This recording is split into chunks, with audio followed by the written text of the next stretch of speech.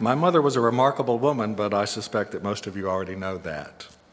When my sister-in-law Paula, who has become something of the family archivist, told me that she had unearthed a nomination letter that I wrote to the Mother of the Year Committee sometime in the 1980s, and that she thought I might like to read it as a memorial of just how remarkable my mother was, I thought it was a wonderful idea. But in reading over the actual letter now, some 20 to 30 years later, I'm not sure exactly how long ago it was, I am struck by just how much it does not say.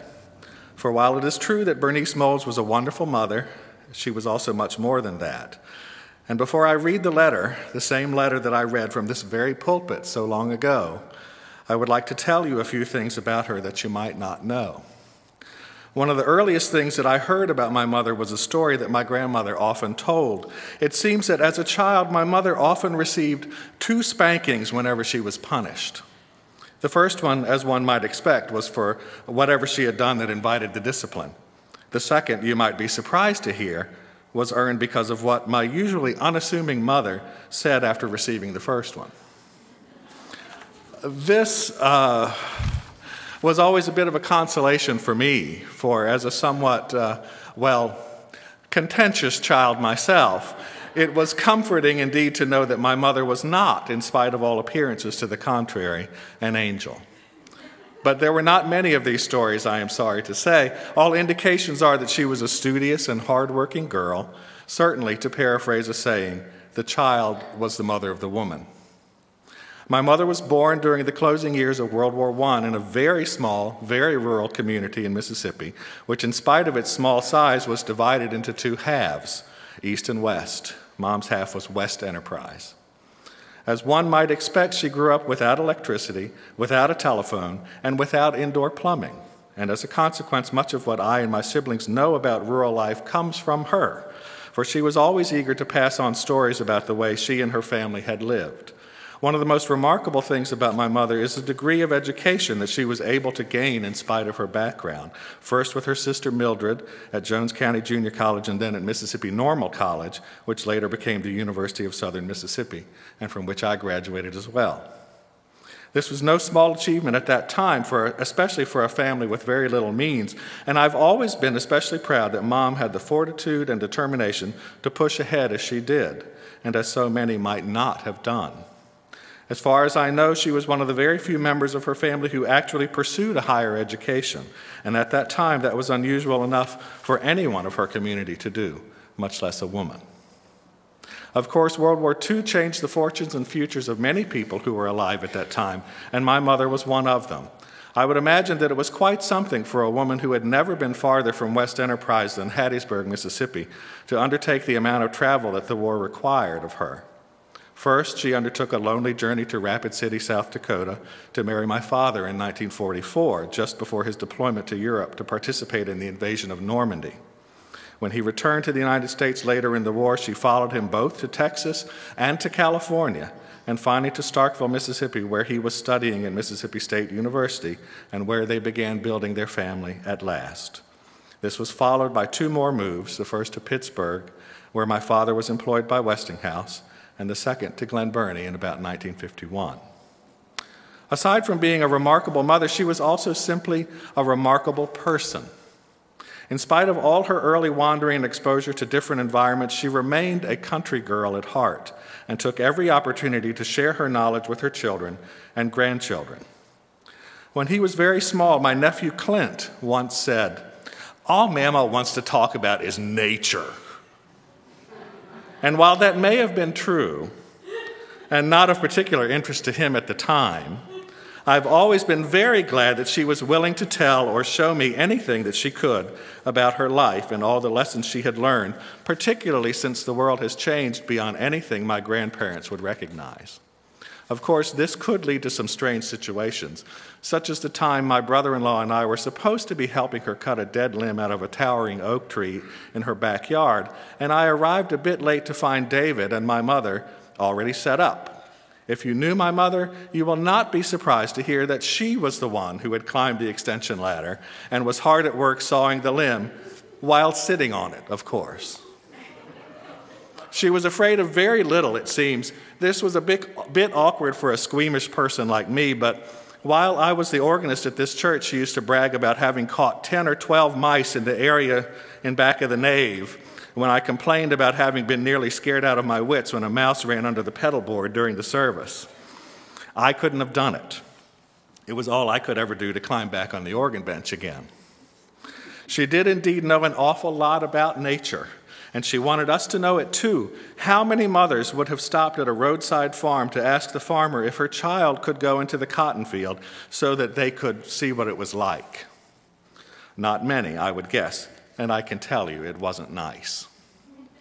How many mothers would have killed a black snake in the backyard with a shovel and then cut it open to investigate the suspicious bulge inside?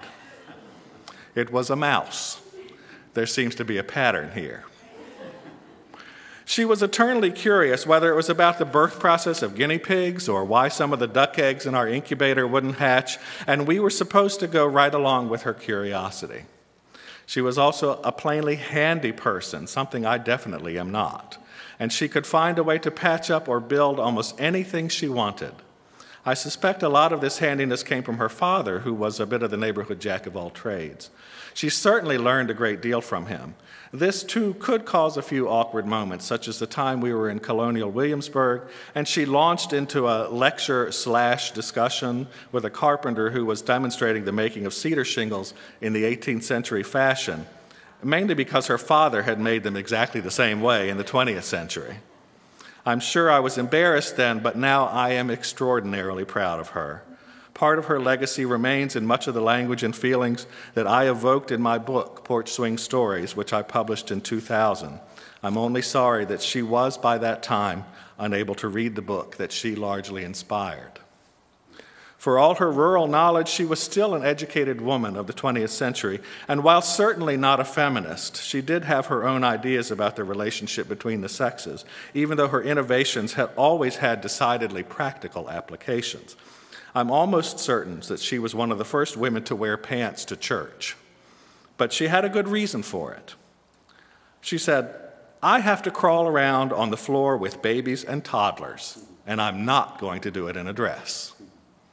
Contrast that, however, with her ideas about the nomination of women as deacons, once something of a contentious issue. I rather expected her to be in favor of deaconesses, for certainly she had shown herself to be progressive in many other equality issues that raised themselves over the years. But when she told me that she did not support the idea, I asked her why, and her answer was a classic example of her way of thinking. She said, "Women do all the work in the church anyway, and this would just give the men an excuse to get out of something else." My mother was certainly one of the only women I know who had a motorcycle license and her own motorcycle, but I doubt that that was a feminist statement. I think she just liked it. Certainly her students did when she drove to school, but that makes sense. What kindergartner wouldn't be impressed if Mrs. Mold showed up in a cloud of dust? There are a lot of pieces missing from the puzzle that I've constructed, I'm sure, but I hope that what I've said will contribute in part to a picture of a woman that will never be forgotten. Certainly, I want to emphasize that with all of her achievements in hand, she was, first and foremost, a remarkable mother and truly the most unselfish and loving woman I have ever known. This brings me to the letter that I wrote to the Mother of the Year Committee so many years ago. I have to point out, I suppose, that she won the honor, even based on this short and haltingly written letter, and I had the privilege of pinning a corsage on her on this very stage. I think she was very surprised, but she should not have been. As far as I know, what started out to be a yearly event was not continued, and unless it has been revived since, that means my mother was probably the only Mother of the Year at Glen Burnie Baptist Church. That somehow seems fitting. The letter reads, to the Mother of the Year Committee, I would like to nominate my mother, Bernice R. Molds, for the Mother of the Year Award. The reasons for this nomination are many, but there are two in particular which I would like to name. She has always been the model of a Christian mother, demonstrating her devotion to her children through many periods of adversity, even when it seemed that a child did not merit such devotion. I have to say, parenthetically at this point, that I'm not now sure of my meaning in that last sentence. I can only guess that I was referring to myself, since, after all, I was the reason she kept a paint stirrer on the dashboard of every car she ever drove. To continue. But even while she spent the greater part of her time tending to the needs of her family, she has continued to act as a mother to hundreds of other children as well. She has spent close to 30 years caring for children in the nursery at Glen Burnie Baptist Church, only taking leave to bear 2 children of her own, and in my opinion remains one of the unseen angels of the church. As a teacher for 17 years, she has done her best to educate and love unnumbered children of all kinds. She has been more than simply mother to her own and countless other children who, I am sure, will bear her imprint all their lives.